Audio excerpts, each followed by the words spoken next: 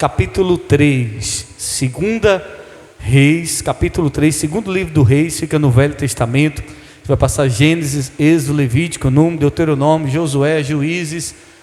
Você vai encontrar primeira, segunda Reis, no capítulo 3. Se você trouxe a sua Bíblia, abra comigo. Querido, a palavra de Deus, ela tem poder. Você acredita nisso? A palavra de Deus, ela tem o quê? Poder. Poder para ressuscitar os mortos. Poder para curar os doentes. Poder para libertar. Poder para trazer vida. E muitas vezes o que a gente precisa é só de uma palavra. Porque quando você caminha em cima de uma palavra de Deus, uma palavra que produz esperança, uma palavra que produz fé, você pode ter certeza que milagres vão acontecer. Quando você recebe uma palavra de Deus, e muitas vezes no momento da pregação, uma palavra dos céus é liberada sobre a sua vida, e essa palavra tem o poder de mudar a sua vida para sempre. Quando você toma posse de uma palavra que é liberada do altar, essa palavra tem o poder de destravar, de abrir. Essa palavra tem o poder de transformar a sua vida e exaltar e glorificar o nome do Senhor, amém? Então tira a preocupação do teu coração, tira as angústias do teu coração, e simplesmente nessa noite, peça a Deus: Deus, eu quero uma palavra. Aquele homem, centurião de Cafarnaum, ele não queria Jesus na casa dele, não que ele não quisesse que Jesus fosse, mas ele disse assim: Senhor, eu sou homem de autoridade, eu digo vem, e ele vem, eu digo vai, e ele vai. Basta que o Senhor diga uma palavra.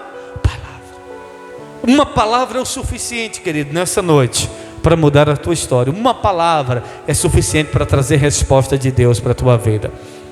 Segunda Reis, capítulo 3. Se você trouxe a sua Bíblia, abre comigo. Se você não tem Bíblia, você vai acompanhar comigo aqui o verso, pastor. Nós vamos ler o verso 7 a seguir. Segunda Reis, capítulo 3, o verso 7. Se você não tem Bíblia, você pode estar acompanhando aqui no telão. Se você tiver Bíblia, acompanhe na sua Bíblia. E se não tiver, acompanhe no telão. Vamos ler o que diz a palavra do Senhor? Quem achou Segunda Reis, capítulo 3, diz: eu vou morar no céu? Quem não achou, diz: eu também vou morar no céu. Todos acharam? Segunda Reis, capítulo 3, nós vamos ler o verso 7 a seguir. Diz assim a palavra do Senhor: e foi e enviou a Josafá, rei de Judá, dizendo: o rei dos Moabitas se revoltou contra mim, irás tu comigo à guerra contra os Moabitas? E disse ele: subirei, e eu serei como tu, o meu povo como o teu povo, e os meus cavalos como os teus cavalos. E ele disse: por que caminho subiremos? Então disse ele: pelo caminho do deserto de Edom. E partiu o rei de Israel, e o rei de Judá, e o rei de Edom, e andaram rodeando como uma marcha de 7 dias. E o exército e o gado que o seguiam não tinha água. Verso 10. Então disse o rei de Israel: que o Senhor chamou a esses 3 reis para os entregar nas mãos dos moabitas. E disse Josafá: não há aqui algum profeta do Senhor para que consultemos ao Senhor por ele?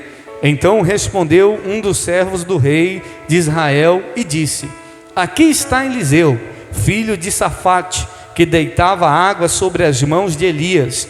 Versículo 12. E disse Josafá: está com ele a palavra do Senhor. Então o rei de Israel e Josafá e o rei de Edom desceram a ele. Mas Eliseu disse ao rei de Israel: que tenho eu contigo? Vai aos profetas de teu pai e aos profetas de tua mãe. Porém o rei de Israel lhe disse: não, porque o Senhor chamou esses 3 reis para o entregar nas mãos dos moabitas. E disse Eliseu: vive o Senhor dos exércitos, em cuja presença estou, que se eu não respeitasse a presença de Josafá, rei de Judá, não olharia, nem olharia para ti, nem te veria. Versículo 15. Ora, pois trazei-me um tangedor. E sucedeu que, tangendo o tangedor, veio sobre ele a mão do Senhor, e disse: assim diz o Senhor: fazei neste vale muitas covas, porque assim diz o Senhor: não vereis vento e nem vereis chuva, todavia esse vale se encherá de tanta águas, que bebereis vós e o vosso gado e os vossos animais. E ainda isso é pouco aos olhos do Senhor. Também entregará ele aos moabitas nas vossas mãos, e ferireis todas as cidades fortes, e todas as cidades escolhidas, e todas as boas árvores cortareis, e tapareis todas as fontes de água, e danificareis com pedra todos os bons campos. E sucedeu que pela manhã, oferecendo o quê? A oferta de manjares, eis que vinham as águas pelo caminho de Edom, e a terra se encheu de água. Só até aí. Curve sua cabeça, feche os teus olhos, repita essa oração comigo, diga: Senhor Jesus, fala comigo através da tua palavra. Repreende todo cansaço, todo espírito roubador da tua palavra. Diga: Senhor, abre os meus ouvidos, o meu entendimento, para receber a tua palavra, e que ela frutifique, que ela germine no meu coração. É o que eu oro e te agradeço em nome de Jesus. E você que crê que Deus vai falar com você, aplauda Ele, glorificando e exaltando o nome dEle. Aleluia. Olhe para mim. Eu tenho uma palavra de Deus para o seu coração, querido. Como disse o apóstolo Pedro: eu não tenho prata, eu não tenho ouro, mas o que eu tenho eu te dou. Eu tenho uma palavra que Deus colocou no meu coração, que eu creio que vai mudar a sua vida por todos sempre. Eu creio que depois desse culto a sua vida não será mais a mesma, amém? Nós estamos na campanha com o tema o domingo da resposta de Deus. E se tem uma coisa que nós temos buscado aos domingos, é resposta de Deus. E Deus é o único que tem resposta para todos os problemas do ser humano. Deus é o único que sabe todas as respostas que nós precisamos.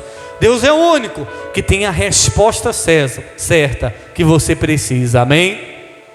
Olhe para mim. O texto que nós lemos está falando da história, que não sei se todos conhecem, do filho do rei Acabe. Está falando da história do rei de Judá, Josafá. Jorão, o filho do rei Acabe. Jorão, o filho do rei Acabe, um rei que não temia a Deus, um rei incrédulo, um rei que desagradava o Senhor. Israel estava dividido em duas partes. Quando o filho de Salomão morreu, Israel foi dividido em duas partes, porque o filho de Salomão, ele quis cobrar impostos altos do povo, e o povo se rebelou. Então Israel foi dividido em duas partes, reino do norte e reino do sul. E agora Jorão, filho de Acabe. Quem foi Acabe? Acabe foi aquele rei de Israel que casou com Jezabel, um dos piores reis de Israel. E ele morreu. O seu filho Acasias assumiu o reinado, também foi um péssimo rei. Acasias morreu, não deixou herdeiro, e o seu irmão Jorão agora começa a reinar em Israel, começa a reinar em Jerusalém. Só que Israel estava dividido. Tinha também o rei de Judá, que era Josafá. Os dois reinos, de Israel e de Judá. E a Bíblia diz que mesmo eles estando divididos, o reinado de Israel, havia unidade entre eles. E a Bíblia diz que então os moabitas, que todo ano pagavam imposto a Jorão, que pagavam imposto a Acabe, quando Acabe, o rei de Israel, morre e o seu filho Jorão assume o reinado, os moabitas que davam 100 carneiros e 100 lã de carneiros para Acabe, viram que era muito e pensaram assim: não, nós não vamos mais pagar imposto, nós não vamos dar mais 100 mil carneiros e 100 peles de animais para Jorão, filho de Acabe. Então Jorão, ele chama Josafá para poder se unir a ele na guerra, para poder lutar contra os moabitas. E junto também chamaram o rei de Edom, os 3 reinos, para poder guerrear contra os moabitas, porque eles se rebelaram contra Jorão. E a Bíblia vai dizer que Josafá, ele aceita o convite de Jorão. O rei de Judá aceita o convite do filho do rei Acabe, finado agora, e agora o rei de Israel, Jorão, chama Josafá, e ele aceita para poder ir guerrear contra os moabitas. Querido, existem guerras que nós não vamos entrar sozinho. Existem guerras que nós vamos precisar de pessoas para estar do nosso lado, amém? Não é toda guerra que você vai ter que entrar só. Existem guerras que você vai precisar de pessoas. Entenda isso. Deus nos colocou nesse mundo não para a gente viver sozinho, não para a gente guerrear sozinho. Você precisa entender isso, porque talvez você está entrando em guerra sozinho, quando você poderia pedir ajuda, quando você poderia chamar alguém para entrar em guerras com você, para que você obtivesse resposta, para que você obtivesse vitória de Deus. Para isso Deus te deu um pastor, para isso Deus te deu uma igreja, para que você não guerreie sozinho. Muitas vezes você vai ter um obreiro que você pode pedir a ele, uma obreira, um evangelista, um missionário, e dizer: fulano, irmão, me ajuda em oração nessa guerra, irmão, ora por mim nessa causa. Você precisa entender isso. A igreja, como corpo de Cristo, nós estamos juntos para guerrear a sua guerra junto com você, amém? Eu, como seu pastor, estou junto com você, para junto guerrearmos as guerras que você tem enfrentado nessa vida. E eu creio que nesse tempo, Deus vai levantar pessoas para ajudar você nas suas guerras, amém? Levanta a sua mão e diga assim comigo, diga: eu creio que Deus está levantando pessoas para me ajudar. Diga: eu creio que Deus está levantando pessoas para guerrear as minhas guerras. Deus vai levantar pessoas para te ajudar, pessoas que você menos espera. Deus vai levantar para lutar as guerras junto com você, amém? Deus vai levantar pessoas para estar junto com você nessa peleja, para estar junto com você nessa batalha. A Bíblia diz que Josafá vai ajudar Jorão, e junto o rei de Edom. 3 reis foram para a guerra contra os moabitas. Só que no deserto, eles estão andando ali durante 7 dias. E durante esses 7 dias, eles ficaram com sede. Os animais ficaram com sede. E a Bíblia diz que Jorão, grava esse nome, diga Jorão. Quem era Jorão? Filho de Acabe. Diga Jorão, filho de Acabe. Era um rei que não temia o Senhor. E é engraçado que eles vão para a guerra. E é engraçado que eles vão lutar, mas eles não consultam o Senhor. Eles não oram a Deus se poderiam ir. Olha, pastor Anivaldo, o que a Bíblia está dizendo? Eles decidem ir para a guerra, eles escolhem o caminho, mas a Bíblia não menciona que eles consultam o Senhor. Eu olho para Davi. Teve um momento da vida de Davi que ele orou a Deus se ele devia ou não entrar na guerra. Porque não é nem toda batalha que você deve entrar, não é nem toda guerra que você deve lutar, porque existem guerras na sua vida que você não vai lutar. Deus vai lutar por você, amém? Existem guerras que você não vai precisar entrar. O Senhor vai à sua frente e vai pelejar por você e te dar a vitória, em nome de Jesus. Então por isso que você deve orar. Deve orar antes de entrar numa guerra. Eu acho interessante que tem um ditado popular que diz assim: eu dou um boi para não entrar numa briga, e uma boiada para não sair dela. E por crente devia ser diferente, né? O crente tem que ser assim: eu oro para não entrar numa guerra, e se eu entrar, eu oro muito mais para Deus me dar a vitória nela. Ouça, isso aqui é muito forte. Eu falei aqui na campanha, domingo da resposta. Se você quer resposta de Deus, você precisa orar. Se você quer resposta de Deus, você precisa ter vida de oração. Deus diz assim na sua palavra: clama a mim, e responder-te-ei, anunciar-te-ei coisas grandes que você não sabe. Se você quer resposta de Deus, você precisa ter vida de oração. Você precisa orar, meu irmão. Você precisa parar de estar terceirizando. Eu sei que existe momento que a gente vai pedir ajuda em oração, mas tem gente que pede para a gente orar, mas ela não ora. Tem gente que fala assim: pastor, ora por mim. E você está orando? Não, pastor, eu não estou orando não. Se nem a pessoa está orando, e a gente vai orar, e a pessoa não está fazendo a parte dela, ela não está clamando. Ouça, se você não orar no início, pode ter certeza de uma coisa: você vai ter que orar em algum momento. Se você não orar no início de um projeto, pode ter certeza que no meio ou no fim desse projeto, você vai ter que orar, pedindo socorro, pedindo ajuda. Deus me ajuda, Deus me socorre. Por quê? Porque não orou no início, porque não pediu a Deus no início a resposta. E toda vez que você não ora no início de alguma coisa, toda vez que você não ora no início de algum projeto, toda vez que você não ora no início de alguma situação, de alguma decisão, pode ter certeza disso, você depois vai ter que orar. Querendo ou não, você vai se voltar para Deus, dizendo: Deus, e agora? Eles não oraram para ir para a guerra, mas chegou um momento que não teve jeito, faltou água, eles estavam com sede, eles estavam a ponto de morrer, e agora eles vão orar. Por quê? Porque não orou no início. A oração não é a última alternativa. Diga comigo, diga: a oração não é a última alternativa. Diga: a oração é o primeiro passo. Todo sonho, todo projeto, o primeiro passo, o que é? É oração. Toda realização, qual é o primeiro passo? É a oração. Você quer ser bem sucedido? Você quer dar certo nesse projeto? Você quer dar certo nesse sonho? Você quer ter resposta de Deus? Ore. Dê o primeiro passo em oração. Nós estamos vivendo isso. Sonhos que sonhamos, mas que não estávamos apresentando a Deus. E quando começamos a colocar em oração, quando nós colocamos a oração como prioridade, como primeiro passo, nós estamos vendo o agir de Deus na nossa vida.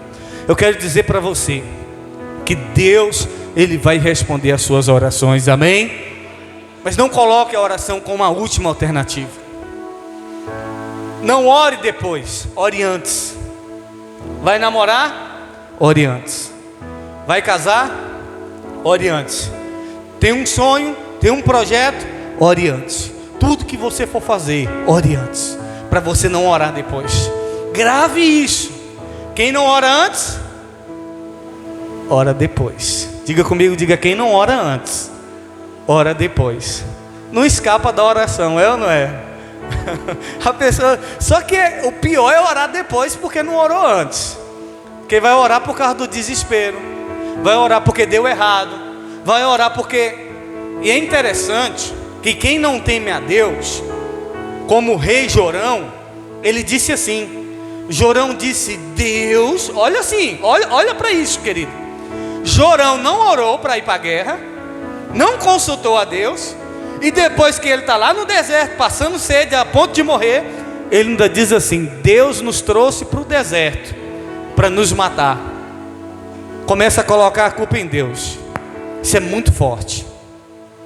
Isso é muito forte. Por quê? Tem gente que não ora, e quando está no problema, quando está na dificuldade, ainda culpa Deus. Ah, é porque Deus? Ah, porque Deus? Qual é a culpa de Deus nisso, meu irmão? Qual é a culpa? Que culpa Deus tem dessa situação? Eles não oraram, não buscaram de Deus direção, e quando estão no problema, estão culpando a Deus. Estão dizendo que a culpa é de Deus, quando na realidade Deus não tinha culpa de nada.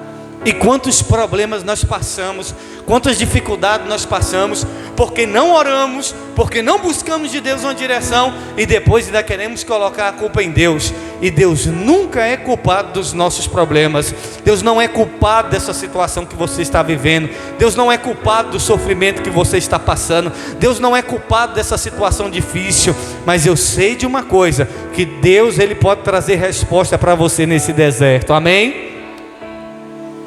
A Bíblia diz que Jorão começa a culpar a Deus. Josafá, que era um homem temente a Deus, ele disse assim: por acaso não tem um profeta, não tem um homem de Deus que a gente possa consultar? Olha a diferença de quem realmente teme a Deus e a diferença de quem não teme a Deus. Quem teme a Deus sempre vai saber que um homem de Deus, uma mulher de Deus, sempre vai saber que o profeta de Deus tem uma palavra dos céus que pode mudar a história, que pode mudar a vida, que pode dar direção para essa pessoa. Josafá disse: olha, o rei de Judá, Josafá, estava lá no deserto com Jorão, com o rei de Edom, na seca ali, passando sede, e os soldados disse assim: não tem um profeta? E aí um dos servos dos soldados ali de Jorão disse: olha, tem Eliseu, filho de Safate, Eliseu, a quem lavava as mãos de Elias, falando de um profeta que é servo. Não é toda pessoa que você pode buscar direção, não é toda pessoa que se diz profeta, que se diz homem de Deus, que você tem que buscar resposta de Deus, porque nem todo mundo é servo, nem todo mundo está disposto a servir. Mas nós vemos muita gente dizendo: eu sou homem de Deus, eu sou mulher de Deus, eu sou profeta, eu sou isso, eu sou aquilo, mas nunca serviu, nunca se dispôs a servir, só quer ser servido, só quer ser usado, só quer dizer que é boca de Deus, quando na realidade não é boca de Deus coisa nenhuma. Muitas vezes é coisa do homem. E nós precisamos entender e olhar para a vida do homem de Deus, olhar para as pessoas em quem buscamos orientação de Deus, olhar para as pessoas em quem nós buscamos uma palavra dos céus. Porque muitas vezes você vai buscar palavra em quem nunca se dispôs a servir, em quem nunca se dispôs a ser servo. E quem não é servo, meu irmão, não está pronto para liberar uma palavra do céu sobre a sua vida. O profeta Eliseu, a Bíblia diz que o servo disse para o rei, disse: olha, Eliseu, a quem lavava as mãos de Elias, é um servo, é homem de Deus. E Josafá disse assim: a palavra de Deus está com ele, vamos lá. Meu irmão, e o que eu acho interessante nessa história é que quando Eliseu, olha para você ver, o homem de Deus, ele repudia o pecado.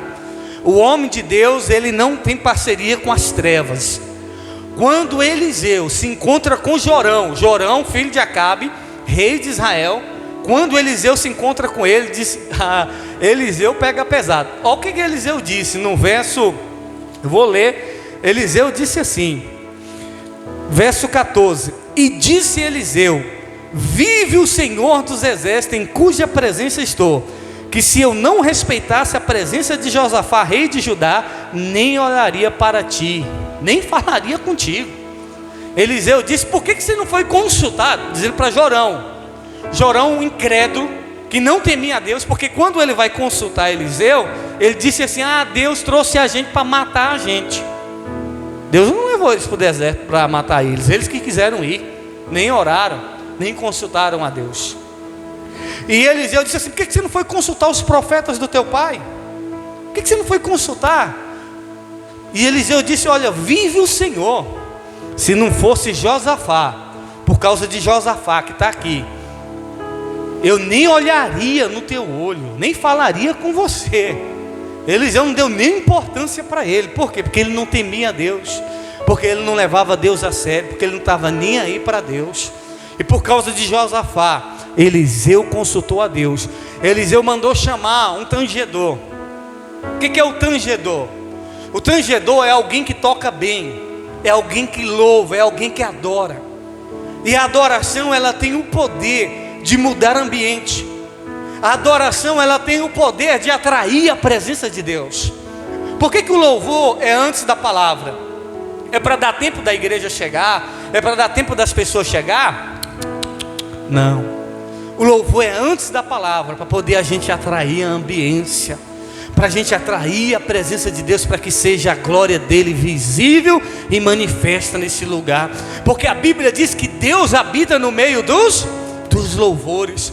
Porque a palavra de Deus declara: Deus procura verdadeiros adoradores, que o adore em espírito e em verdade. Porque na adoração Deus se move, porque na adoração tem palavra profética, porque na adoração tem resposta de Deus para a nossa vida. E na sua casa precisa ter louvor, na sua boca precisa ter louvor, porque o louvor tem esse poder de atrair a resposta do céu sobre a sua vida. O louvor tem esse poder de mudar o ambiente. Você está triste, meu irmão? Você está preocupado? Você está angustiado? Bota um louvor, que a tristeza vai bater em retirada em nome de Jesus. Está preocupado? Bota um louvor, que você vai ver Deus acalmar o seu coração e trazer resposta para a sua vida, amém? O louvor tem esse poder de atrair a palavra de Deus para os nossos corações. Eliseu manda chamar um tangedor, manda chamar um músico, o adorador. E quando o músico vem, a Bíblia diz que a palavra do Senhor veio. Deixa eu falar um negócio para você. Eliseu não toma nenhuma decisão sem consultar a Deus.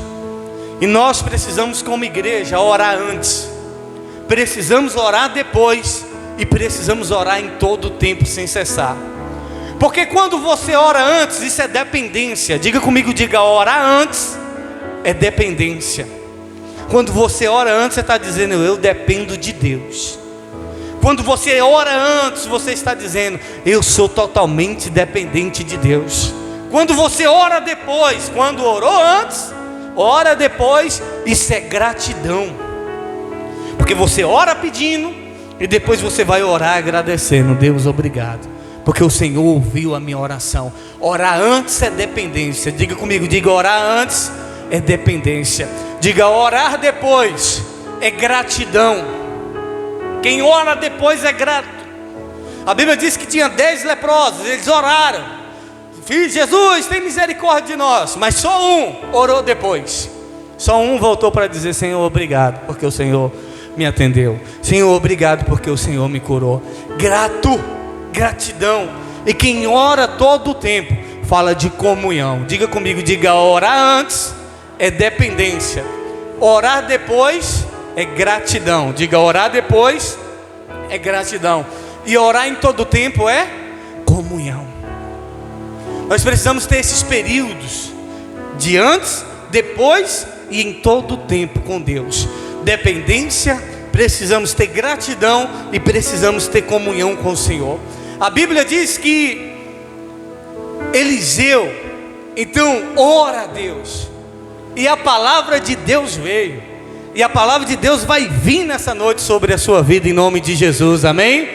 Porque nós vamos orar, porque nós vamos clamar ao Senhor. E a palavra de Deus que veio, e eu creio que essa palavra serve para você. Eu creio que essa palavra é para a sua vida. Deus disse assim: cave poços. Diga comigo, diga: cave poços. E Deus disse assim: não vai ter sinal. Eles queriam o quê? Água. Deus mandou eles cavar poço. Deus disse: não vai ter vento e não vai ter chuva, mas vai ter água. Não vai ter vento e não vai ter sinal, mas vai ter água.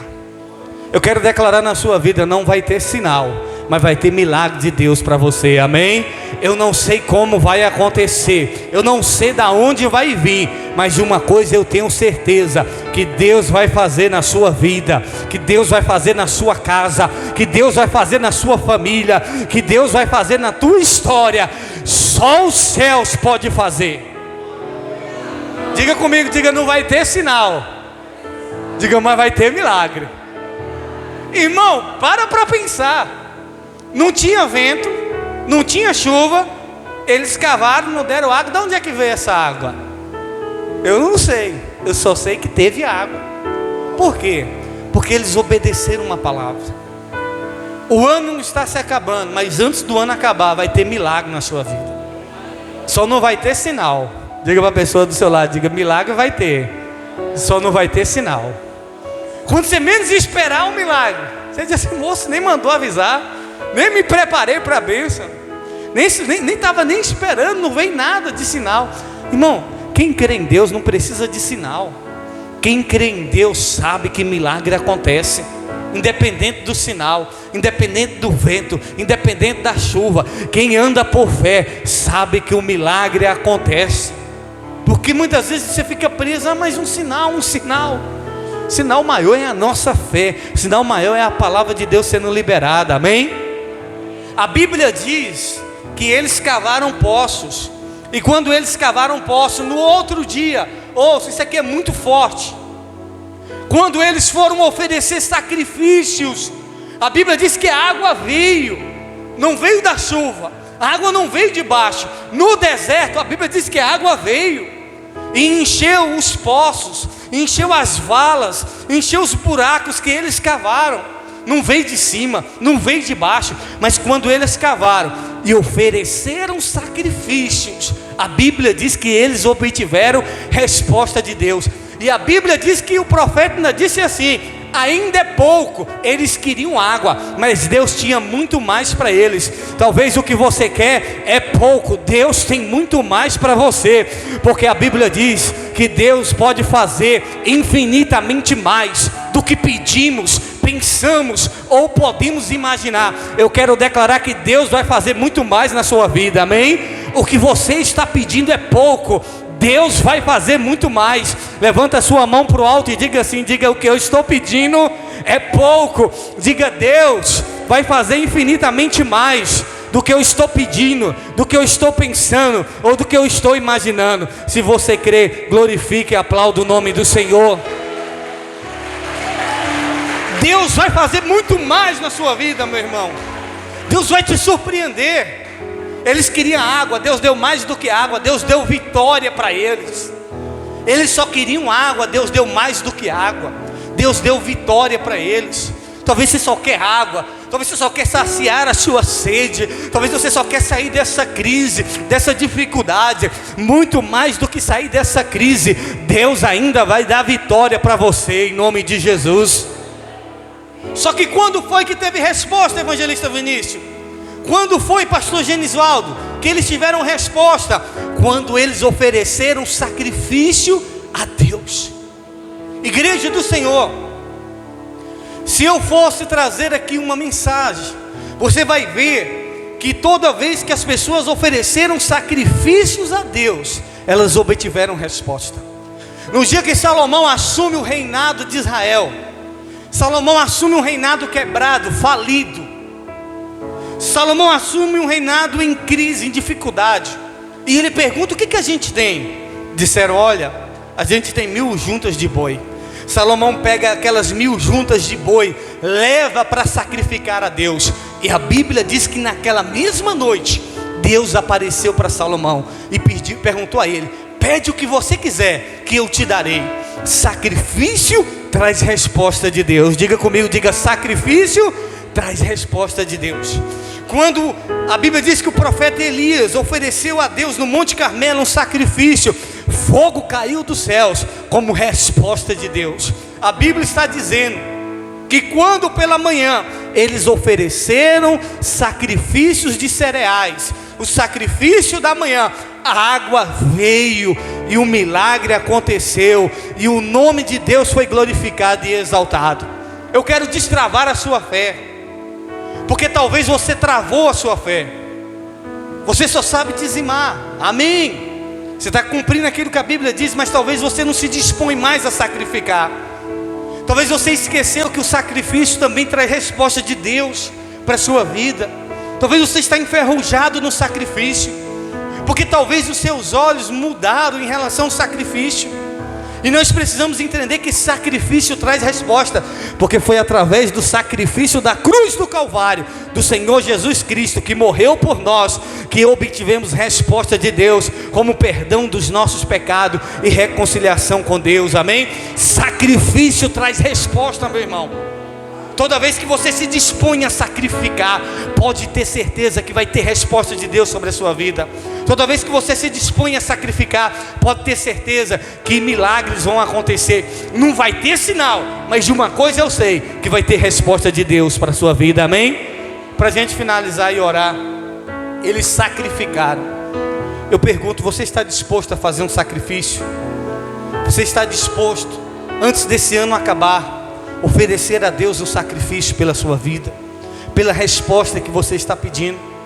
Eles já tiveram a palavra liberada, a palavra foi liberada, aquilo ia acontecer, mas quando eles sacrificaram, o milagre aconteceu. Quando eles sacrificaram, o milagre se tornou real. Existem muitas coisas que Deus está querendo que a gente desapegue, que a gente ofereça a Ele sacrifício, para que a gente possa viver o sobrenatural. Para você entender como terminou a história, encheram de água os buracos, e o povo de Moabe, os soldados vieram para lutar. Quando eles vieram, era durante o dia assim, a Bíblia diz que a água, o sol batia na água que parecia sangue.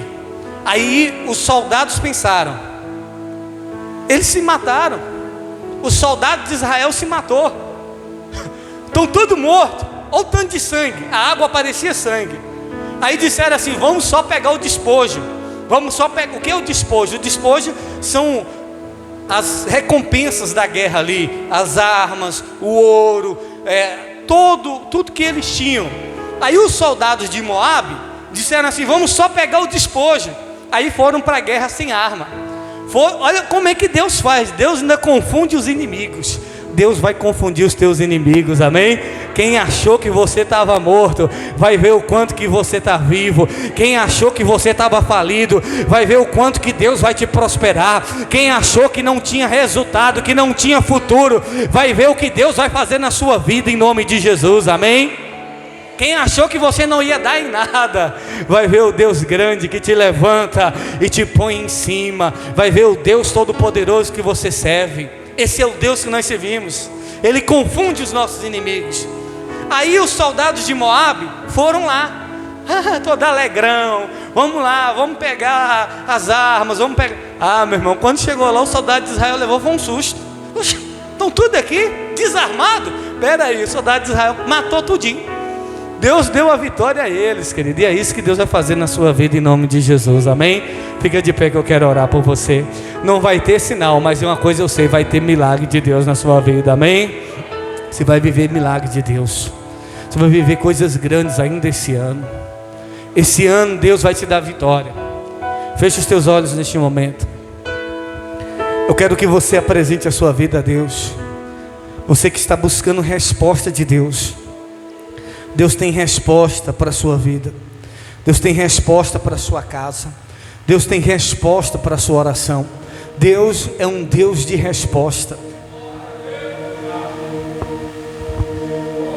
Quem ora, obtém resposta de Deus. Quem clama, obtém resposta de Deus. Talvez você diga assim, bispo, eu não orei e agora eu estou numa situação difícil. Você não orou? Então ore agora. Peça a Deus uma direção. Peça a Deus, diga, Deus, o que eu tenho que fazer? Peça a Deus, Deus, qual é a resposta que o Senhor tem para mim? Diga, Deus, me tira dessa crise. Deus, me tira dessa dificuldade. Deus, me tira dessa situação difícil que eu estou vivendo na minha casa.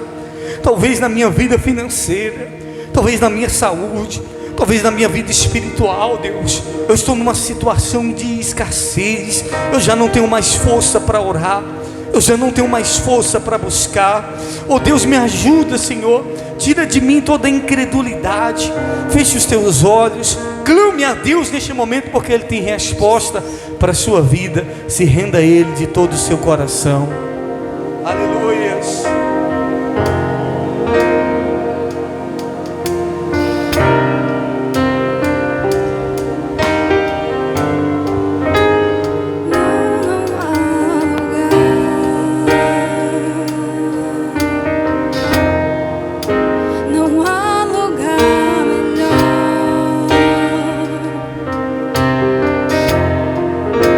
Que o lugar que eu sei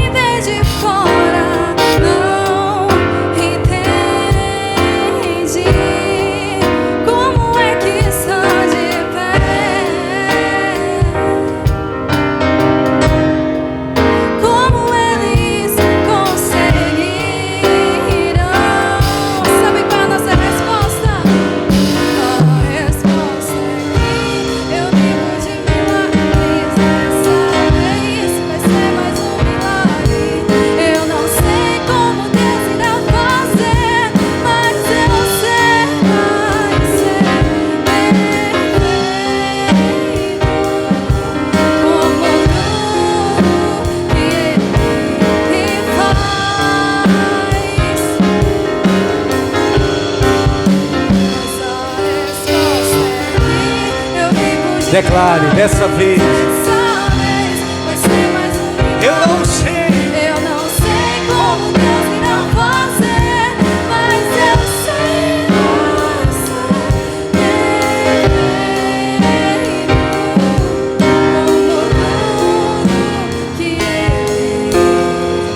mais uma vez a resposta. Qual é a resposta de Deus para a sua vida? Declare a resposta.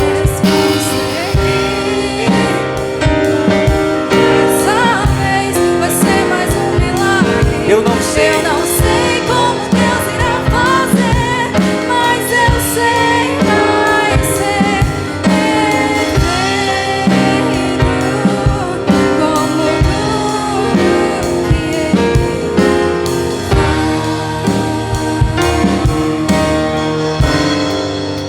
Eu declaro em nome de Jesus milagres de Deus sobre a sua vida. Não vai ter sinal, mas vai ter milagre. Vai ter providências dos céus sobre a sua vida. E se você crê nisso, diga amém. Diga eu recebo. Diga eu tomo posse em nome de Jesus. Aplauda o Senhor, querido. Ainda de pé. A Bíblia diz assim: crede no vosso Deus, estarei seguro. Crede nos seus profetas e prosperareis. Nós não fazemos nada sem direção, sem uma palavra de Deus. E quando eu estava preparando essa palavra, Deus colocou no meu coração: resposta vem com sacrifício. Deus colocou no meu coração: leve a igreja a fazer um voto de sacrifício, porque eu tenho resposta para vocês. E o Senhor colocou no meu coração para nós fazermos um voto. Ninguém é obrigado, mas você que diz assim: bispo, eu quero fazer um voto de sacrifício. Deus colocou no meu coração a gente fazer um voto até o final deste mês. Você vai fazer um voto de R$40. Talvez você diz: bispo, eu não tenho. Pega pela fé, porque Deus vai te dar. Amém? Você não tem, mas você vai ter, em nome de Jesus. Até o final desse mês, você vai pegar esse envelope e você vai trazer um voto a Deus de R$40. E aqui dentro você vai colocar qual é a área que você quer resposta de Deus. Você vai colocar o que você quer que Deus responda na sua vida. Você pode trazer ou semana que vem, mas até o final desse mês você vai cumprir esse voto com Deus. Nós vamos orar consagrando esse envelope. Se você diz assim: bispo, eu vou fazer esse voto, porque existe uma área que eu quero ver um milagre de Deus, eu quero ver a resposta de Deus na minha vida, eu quero honrar o Senhor, eu quero botar a minha fé em ação. Estenda as mãos para cá, vamos orar ao Senhor. Pai, em nome do Senhor Jesus, meu Pai, assim como o Senhor colocou no meu coração, Pai, ó Deus, o Senhor sabe, meu Pai, que pouco nós temos batido de voto aqui nessa igreja, mas nós cremos no poder do voto, nós cremos no sacrifício.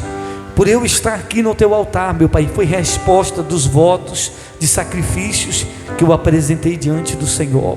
Ó Deus, se tem uma coisa que eu sei que resolve, meu Pai, é o sacrifício, porque através do sacrifício do teu filho, o Senhor resolveu todos os nossos problemas. Ó Deus, mas existem situações na nossa vida que nós precisamos manifestar a nossa fé. Pai, existem pessoas aqui que nem têm condição, Pai, mas que vão pegar esse envelope pela fé. Ó Deus, e como profeta e sacerdote, eu oro para que o Senhor destrave a vida financeira do teu filho, da tua filha. Existem pessoas aqui, meu Deus, que R$40 é muito para essa pessoa, Pai, mas ela vai fazer, meu Pai, porque ela quer resposta do Senhor, Pai.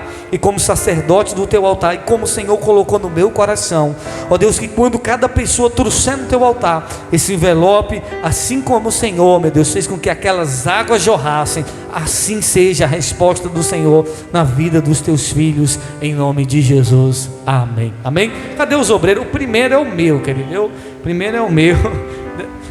Passa aí, você que vai pegar, dá um sinal com sua mão. Até o final desse mês você vai trazer um voto de R$40 nesse envelope. Não é dízimo, isso é um voto que você vai fazer a Deus, não é oferta. Você vai colocar o seu pedido, não precisa se preocupar, ninguém vai ler, tá bom? Nós vamos orar e depois nós vamos queimar esses pedidos. Você vai trazer durante esse mês, tá bom? Bispo, eu não vou fazer, ninguém é obrigado a pegar. Se você vai pegar, dê um sinal com sua mão. Os obreiros, os evangelistas vão passar o envelope. Nós vamos orar finalizando. Passa aí. Vai ter resposta de Deus sobre a sua vida, amém? Agora deixa eu falar. Você vai ter que vir nesse altar contar o testemunho, querido. Não tenha vergonha não, amém? Nem que eu fale por você, você me conta, aí você sobe aqui e eu falo por você. Nem que eu seja seu intérprete aqui, ou o pastor Flávio vai ser seu intérprete aqui. Bispo, eu tenho vergonha de microfone.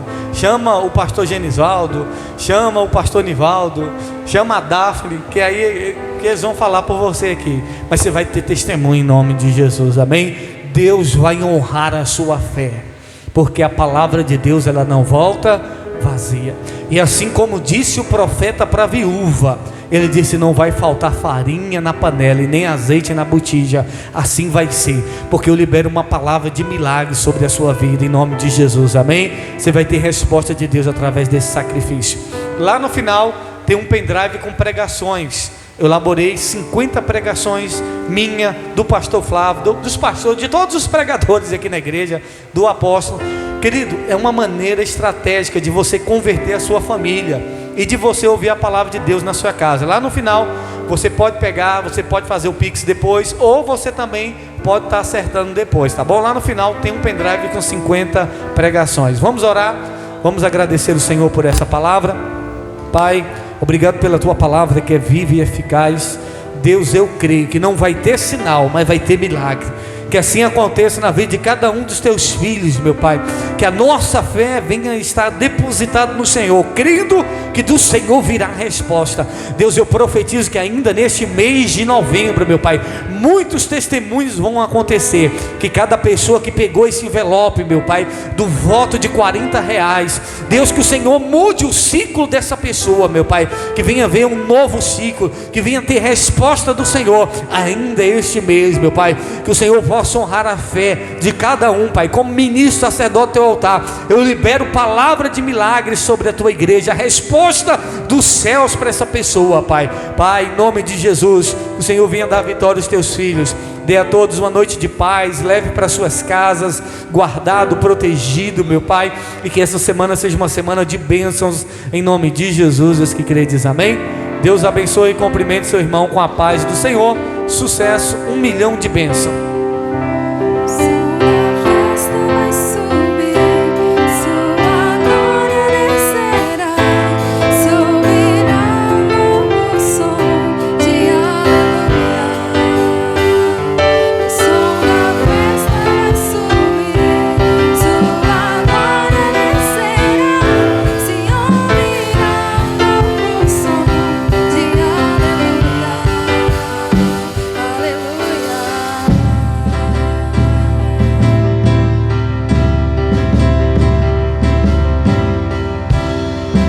Glória a Deus. Os pendrive está lá no fundo, querido. Deus abençoe. Cumprimente seu irmão com a paz do Senhor.